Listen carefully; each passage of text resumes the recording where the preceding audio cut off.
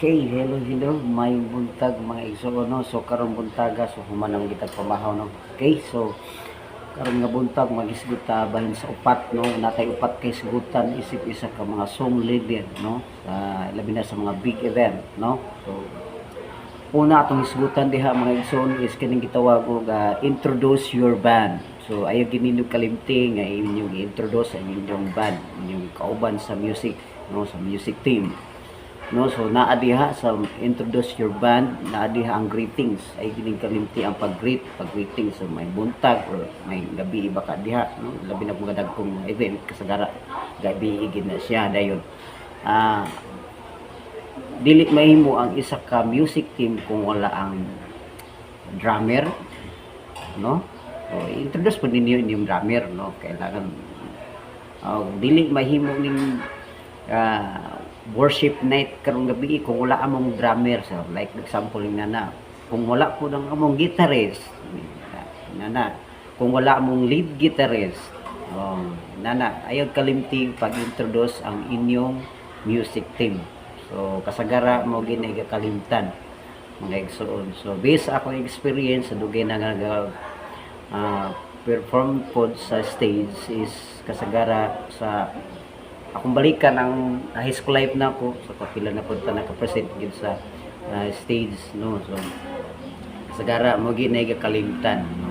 Isip isa ka musician is di masaingon nga kailangan gid sa ikuan pero para nako mas nindot gyud pod og mailhan pod ang mga musicians. Isa gina siya. So based akong experience sa dugay-dugay na pod nako nga isa ka musician is kasagara nakita nako is di kayo ka-highlights po ba? Di kayo ka-kailhan yun ang mga musicians no?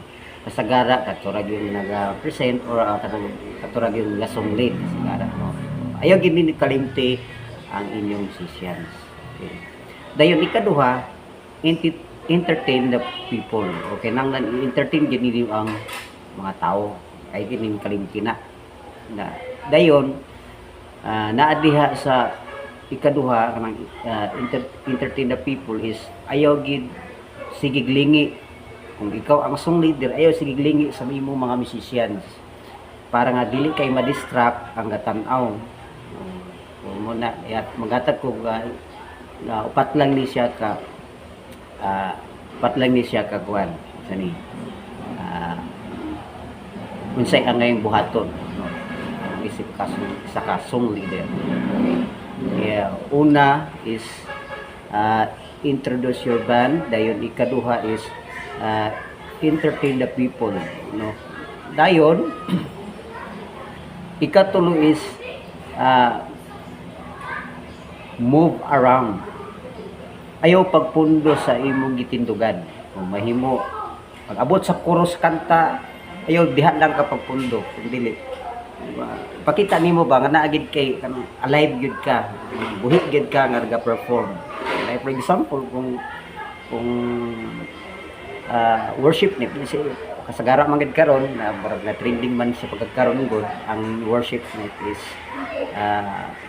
kasagara sa linggo ng kabataan sama sa amo pipila na pod ka higayon nga naka-perform ni naka-present mi no as MOGC Kaulayanan Music Team no. So muna siya so, tulon na ako nahatag. So kailangan mag-move around gid ka, be alive, dapat buhi ka nga nag-perform. So mo gina siya ayo pagpundo sa imong gitindugan kung mahimo gani. Gawas lang og pila mo kabuok nag-perform sama sa among mga song lead or mga backup singer namo naa sa unom kang mga singer nga naa diha no. So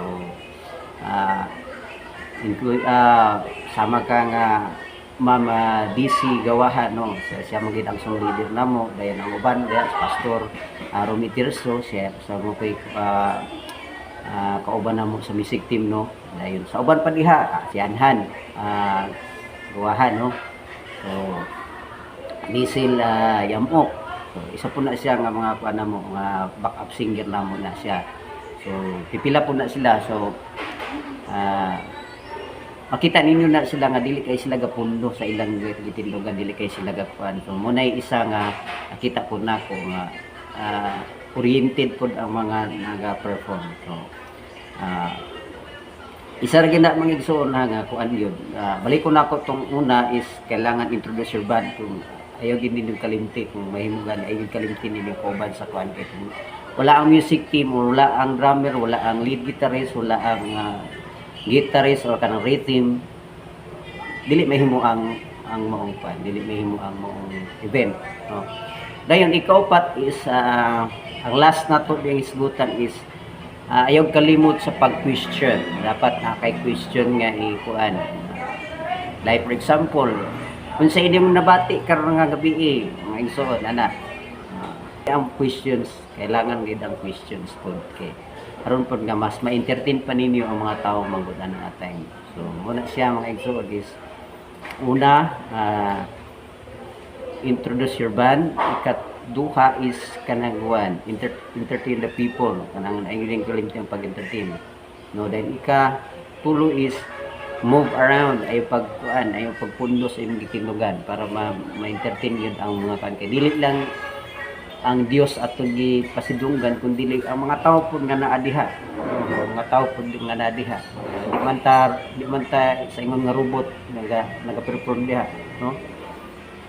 Dayon ikaupat is mo na ning gitawag og questions.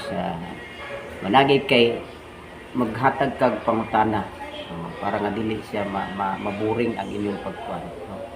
So mura na siya mga igsoon, no? So I hope nga sa gamay na tong lesson na ato gitudlo karong buntaga is natay makuha nga gamay lang na kuan, no?